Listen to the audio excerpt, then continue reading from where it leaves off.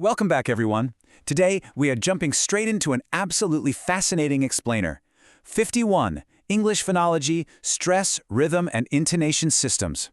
If you've ever wondered why natural, spoken English sounds so uniquely dynamic, and let's be real, sometimes incredibly tough to master, well, you're in the right place. We're going to decode what is essentially the sheet music of spoken English. So, let's get right into it. To set the stage, there's this brilliant analogy from the linguist Kenneth Pike. He said, phonetics gathers raw material, phonology cooks it. I just love that. I mean, phonetics is basically the science of raw sounds, right? How your tongue and lips literally move to make a noise. But phonology? That's the linguistic kitchen. It's the underlying system that takes those isolated sounds and cooks them into a living, breathing melody. Today, we're not just making noise, we're figuring out how to cook. Here's our quick roadmap for the kitchen today.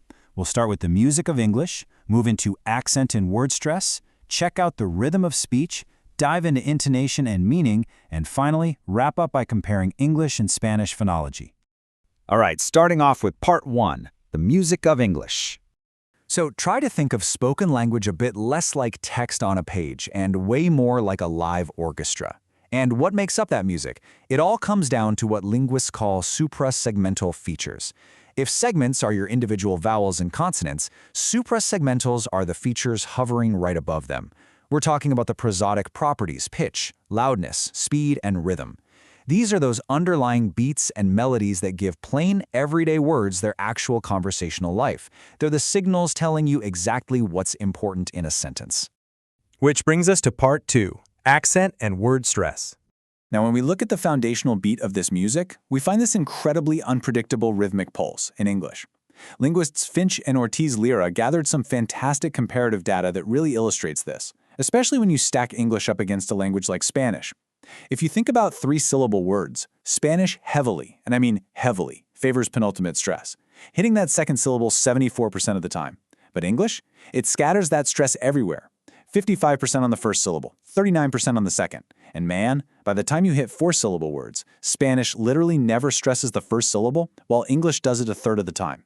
There is just no single fixed position for that main stress in an English word. Let's make this a bit more concrete with some practical two-syllable stress patterns. I want you to actively listen for the heavy beat here. Take a word like teacher. We've got a primary accent followed by a weak, unaccented syllable, right? Teacher. But then listen to female. Primary accent, sure, but that second syllable stays somewhat prominent because of the full vowel, female. And then with remark, the beat flips completely. We start weak and just land super hard on the second syllable, remark. That heavy landing beat, that is word stress in action. All right, moving right along to part 3, the rhythm of speech. So we know individual words have beats, but what exactly happens when we string them all together into a sentence? Well, Kenneth Pike called English rhythm stress-timed. Basically, in English, the stressed syllables act like a metronome. They happen at roughly regular intervals of time. And because those heavy beats absolutely have to stay on time, any of those unstressed syllables caught in between, they have to be sped up and totally compressed.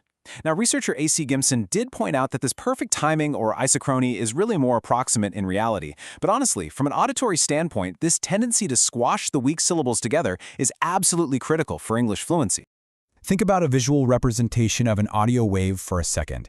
You'd have these tall peaks, which are your prominent stressed beats, and then you have the valleys in between.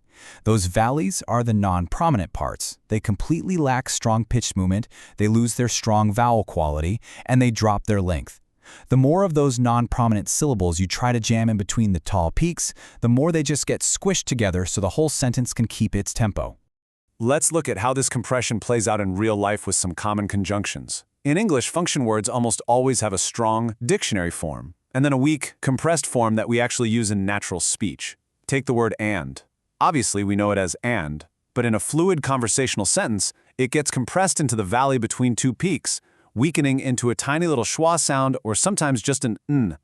Think about fish and chips. The word and practically vanishes. The exact same thing happens with as becoming us, but becoming but, and then becoming thun. You definitely don't pronounce every letter clearly, you just compress them down to maintain that rhythm. Let's transition over to part 4, intonation and meaning. Okay, so now that we have our rhythm, we need the overarching melody to layer on emotion and intent. And wow, intonation does some serious heavy lifting in spoken English across 6 core functions. Emotionally, a quick pitch shift can show everything from wild excitement to total boredom. Grammatically, intonation alone can magically change a statement into a question. Think about it, "You're going" versus "You're going?" Huge difference. It also structures information, highlighting exactly what's new for the listener. It provides textual coherence across long stories, psychologically chunks language to make it easier to remember, and it even acts as an indexical marker to identify a speaker's social group. And all of that massive amount of data is transmitted just through the pitch of your voice. Crazy, right? Which brings us to our final section, Part 5, English versus Spanish phonology. Because English phonology is just so complex, reading this linguistic sheet music is notoriously tough for learners. When we compare the two systems, the core of the struggle for Spanish speakers becomes super obvious. Spanish is a syllable-timed language. That means every single syllable gets roughly the exact same amount of time and weight, creating what linguists sometimes call a machine gun or staccato rhythm, ra-da-ta-ta. But as we just saw, English is stress-timed. We really only care about the accented syllables landing on the beat.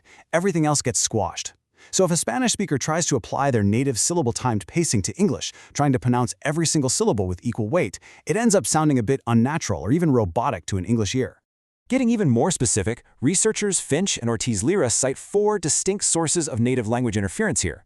First, as we noticed in that data earlier, Spanish speakers just aren't used to accentuating the beginnings of 3- and 4-syllable words. Second, they're often totally unaware of the secondary accents that pop up in longer English words. Third, there's a strong tendency to mash vowel sequences together, triphthongwise them, when English actually wants to break them apart with an accent.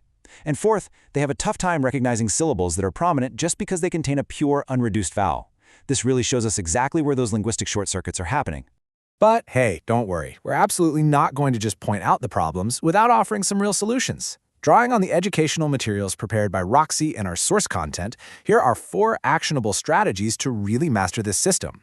First up, explicitly introduce the concept of stress timing by contrasting it directly with the learner's native language. Second, practice with jazz chants and rhythmic poetry. It's a genuinely fun and highly effective way to internalize the patterns. Third, drill those weak forms of function words, just like we did with the word and. And finally, use physical response. Seriously, have students literally clap, tap, or step to the rhythm of the stressed syllables. Feeling that beat physically works absolute wonders for internalizing the timing.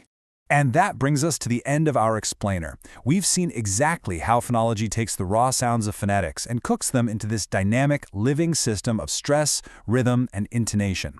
It's a system where unstressed words practically disappear, beats land on totally unpredictable syllables, and pitch carries deep emotional meaning. So, I'll leave you with this provocative thought. If spoken English is indeed complex sheet music, how will you change your tune in your next conversation? Are you going to listen a bit closer for those strong beats? Maybe try compressing your weak syllables? Let the music guide you.